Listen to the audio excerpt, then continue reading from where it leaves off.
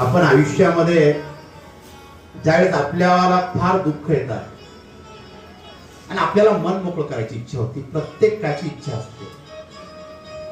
जेव्हा आपण व्यक्ती पाहतो त्या व्यक्तींना आपलं दुःख सांगतो, त्यावेळेस आपल्या मनामध्ये भाव असतो ही व्यक्ती कशी ते नाही पाहत, फक्त आपलं दुःख मोकळं करण्यासाठी ती व्यक्ती आपल्या जवळ बसलेली आहे, आपण त्या व्यक्तीला आपल्या मनातलं दुःख सांगतोय.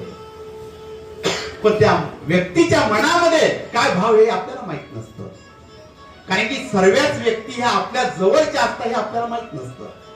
काही व्यक्ती आपल्याकडून रडून ऐकतात आणि लोकांना हसून सांगतात. सर्वांच्याच आयुष्यामध्ये चांगल्या व्यक्ती भेटत नसतात. म्हणून एक म्हण आहे, आयुष्यामध्ये ज्या भी व्यक्तीकडं मन मोकळं करणारी जर व्यक्ती असेल तर त्याच्यासारखा भाग्यवान कोणीच नाहीये.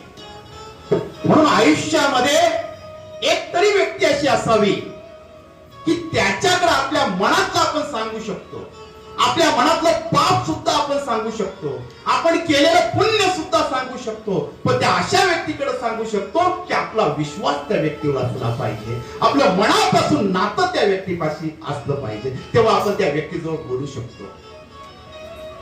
तसा हा भगवंताजवळ रडत होता.